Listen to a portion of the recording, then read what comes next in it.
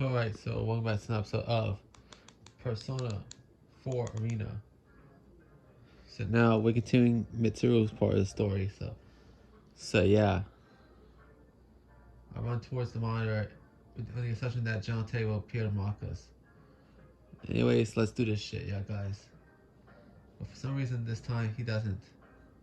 I'm not sure why, but it at least allows us to time to calmly talk things over. I look towards the young man once again. Am I getting through to you now? Yes. The same goes for me, I presume. It seems we were spellbound until the fight began, as we both suspected. They disrupted our communications to drive a wedge between us and make us fight. Though it's a mystery to me as to where it draws such personal slights for the illusions before us. I agree. She seems to bear no animosity and is willing to discuss things, but to be honest, I'm not sure where we stand. Why is she here? Well, I think so. Possible explanations. But she's secretly following us. Her canniness may prove dangerous. The reason why I'm saying her because again, Naoto is a girl. Yeah, guys, if you see my Persona 4 Golden videos, so yeah. She gives a suddenly weird smile, as if sensing my reluctance and trying to There's no reassure need it. to be cagey. I don't intend to dodge whatever questions you have. You were probably wondering three things when you saw me here. First, how did I enter this world? Second, what am I doing in Inaba? And third, if I came here looking for you, what are my true intentions? No wonder you've made a name for yourself as a detective. You're correct on all counts. The first answer is easy. You know now that I can use a persona, allowing me access to the TV world. As for the second, there's no great mystery why I would come to Inaba. I live here. You wouldn't happen to be acquainted with Amagi and Hanamura. You've met my senpai? Your friends. I gather that you're comrades who fought alongside each other during the serial murder case last year. I assume you entered the TV together for the same reason they did, and found yourself dragged into this mess as well. Whatever doubts I may have about them, seems they're here because we dragged them into this. I'm not very comfortable with that. So, I must apologize to you. No doubt you already know, but the object we seek has been brought to this world. It's most likely the cause of this disturbance. Whoever learned of this world's existence must have thought it would be useful in whatever they're scheming. You apologizing to me? Naoto shrugs with a weird Are you so smile. sure you can trust me? You have no guarantee that I'm telling the truth. And there's still the answer to your third question to consider. I haven't yet told you my true motives. Fair enough. But if you're friends with Amagi and Hanamura, I feel I can trust you. Their bonds with their friends are real. Perhaps I lied about that too. But then why would you bring it up? No, you're no villain. That's what my intuition tells me. You aren't at all the person I thought you'd be. I'll take that as a compliment. Her smile suggests that it was meant as one. It makes her look her age, or even younger. Can't help but smile myself at the idea that she's not exactly the hardened detective I imagined her to be. The Teddy who appeared on that monitor is not our friend. He's an imposter. You have proof of this? I found the real Teddy. Our enemy can fog both our eyes and ears. It's possible they can make themselves look like someone else. I see. But I still don't know why they chose to take on Teddy's appearance. On hearing this, I sigh and close my eyes. It might be to make you all suffer. If they led you to believe your friend betrayed you, it would make this all the more painful. There's some truth to that, but it seems too simple a motive to warrant this elaborate of a disturbance.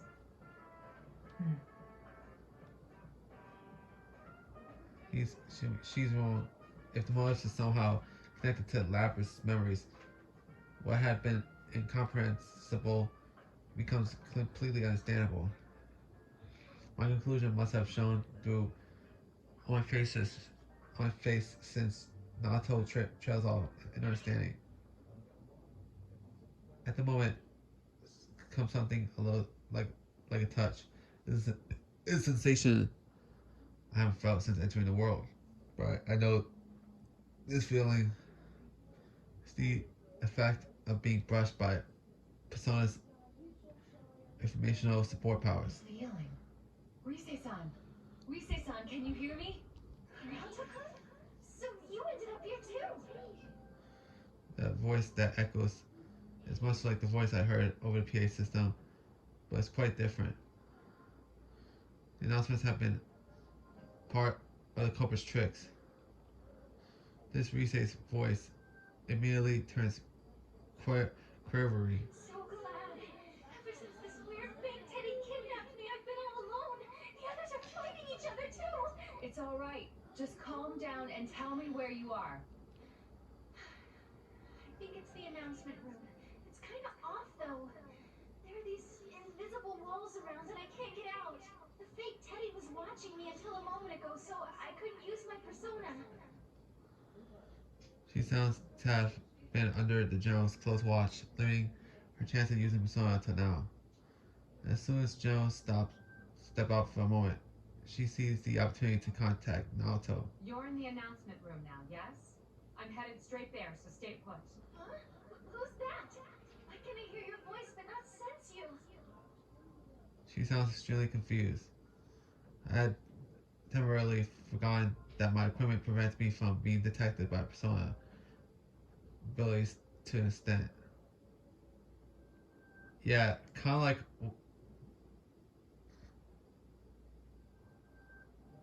I was gonna say kind of like what happened to Fuka with Strega, but but in that game she could sense their presence as well.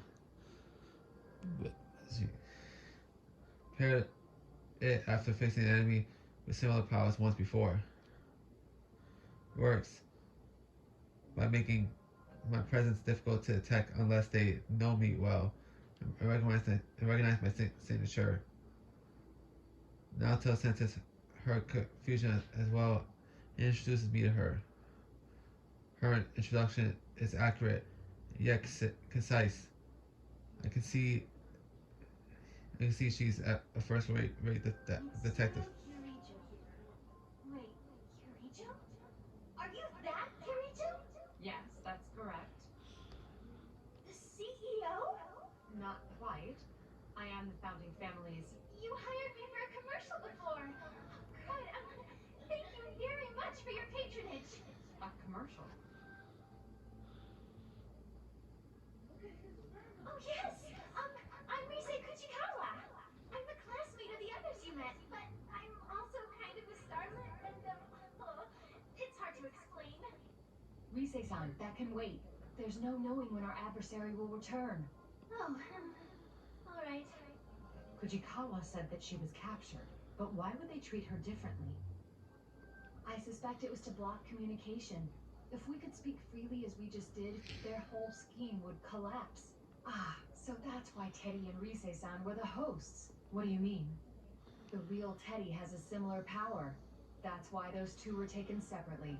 Not only that, but by acting as the two who had disappeared, the enemy thought it could portray them as traitors. Though it appears that Teddy managed to escape on his own somehow. How come I'm the only one fake Teddy is watching over personally? Sheesh. You have the most powerful investigative persona. They must have had to take greater pains with you. I think we're keeping this going too long. We've exchanged what we know already, so I'm gonna shut down the comms link. Be careful, you guys. I face Naoto once We again. are responsible for this case. Rescuing the ones who've been dragged into it is part of our mission. Besides, she's another of your friends, isn't she? All the more reason for me to go save her. She makes a great gesture, as if searching for the right words. After taking some time to make up her mind, she looks me in the eye once more. You're quite prepared for this. It would be unfair of me not to tell you everything. Please hear me out. The reason I came here was to... You're a real straight arrow. I cut her off You're intentionally. very proud to be a detective, no? I can see it in your eyes. You would never sell out your beloved justice. If you've done nothing to be ashamed of, that makes us even. I haven't been entirely forthright with you either. Kirijo-san. It seems I still have much to learn.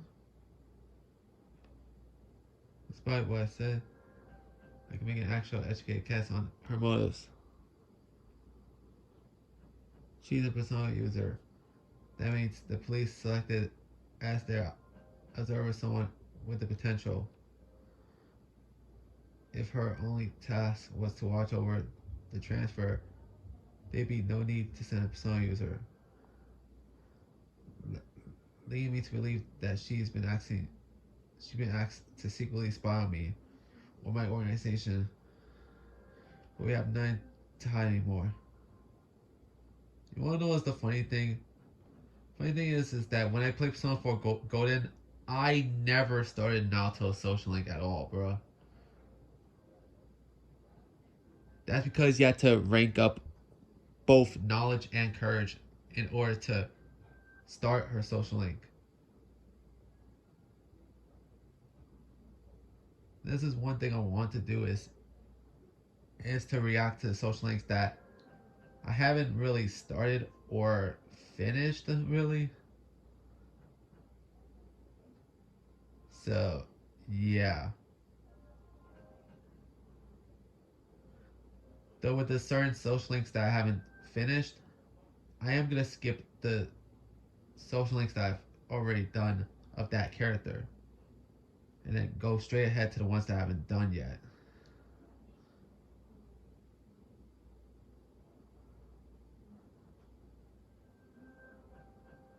Okay, maybe I'm not sure. I think I'll probably just do Naoto's. I'll just probably just react to Naoto's social link, I think. For a live stream. So, yeah. And also, I know that there's the dancing games when it comes to Persona. I'll react to the cutscenes of the dancing games, bruh. Because those games were released exclusively on PlayStation. And I don't have and I don't have a PlayStation. Sure, I use a PSP emulator, but those dancing games were for the PS4 and PS Vita only.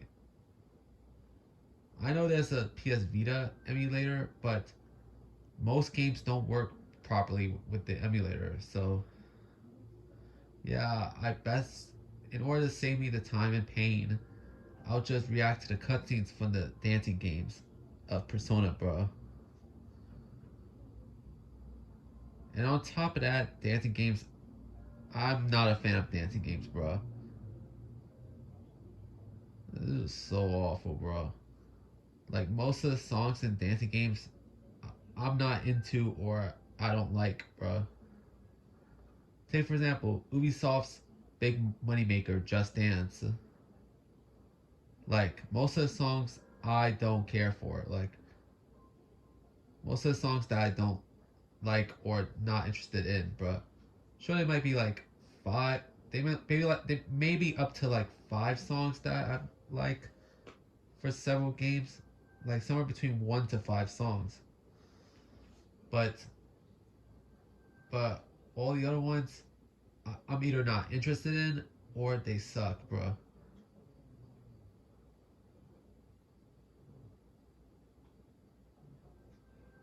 It's like trying to find gold in a sewage, bro. Like you find one piece of gold and you got a shit ton of shit in the sewers, bro.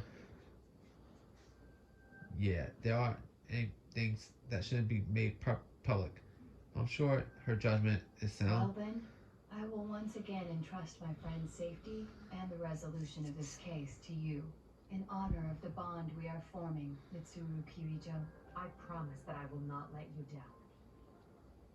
Smile back at her and move on without looking back.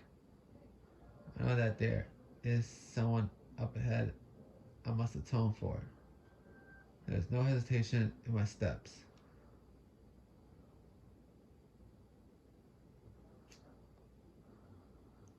Damn, I did a lot of talking, bro. I reached the third floor. After turning a corner and going for a while, finally comes to view. The announcement room. This is where Rise is supposed to be. Are you Kirijo-san? Kirijo? As I open the door, the two students greet me. One of them is a voice I heard through my persona, Rise, I presume. The other is a girl I didn't see on the video. Hang tight, Miss President. We'll be okay now that help's arrived. Kirijo-san, this girl got dragged into this mess too. We have to help her before that general comes back. So you're Kujikawa. Sorry, but I'll need you to step back. Huh? I turned to face Miss You President. meet it last.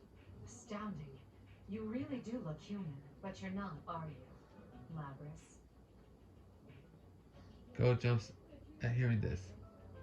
Rise still looks unsure, but I can't drag her into this. I place myself between her and Labris. Huh? What do you mean she's not human? Isn't she a victim who got dropped inside the TV? Well, no, nah.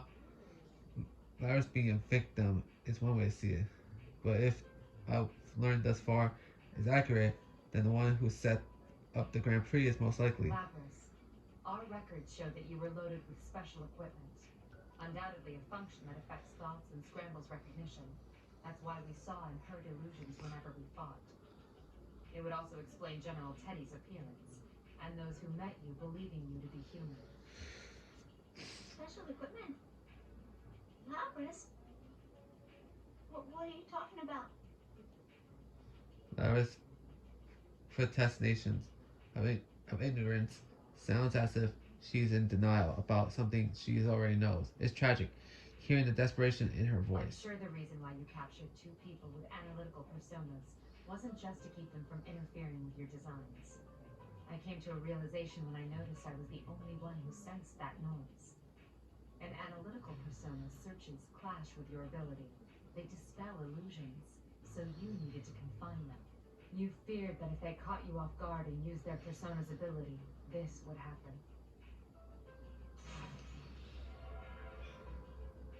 That's, I summon my persona, Artemisia. Just as I expected, noise immediately runs across Labris' body. Exactly the sensation I felt before each round in a tournament. Artemisia cancels out the force scrambling our senses, and the illusion begins to wear off. Little by little, the facade fades away, and her true appearance emerges. No! What's going on? This can't be. What was your motive, Labris? Was it revenge in the end? I can understand why you'd hold a grudge. I caught glimpses of it on my way here. But your hatred should be centered on the Kirijo group. Why drag innocent students into your vendetta? Kirijo? Group? No. I don't want to remember. Never again. Miss President, Kirijo-san, she seems to be in a lot of pain. I don't know exactly what's going on here, but you can't push her any further. The moment Labris grabs the equipment on her back and that I am mistaken for wings, it suddenly separates and transforms into a giant battle axe that's larger than she Miss is. President? Get back! Hurry! Labris approaches one step at a time. Her axe is at a ready. Her steps are halting, but she's moving with the battle clearly in mind. The injunction against harming humans has been removed? I see. No wonder she was sealed away. Behind me, I hear Rise Is there plead. no other choice but to fight? I won't let you do any more damage, Labris. It's me you want. Shut up! Shut up! I didn't like that!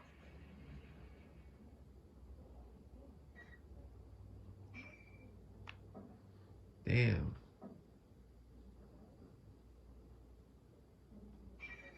You know what? I'm gonna save it for next episode, y'all guys. Yeah, next episode we're fighting Labrys. So I'll see you guys next time. Virus TV, sign off.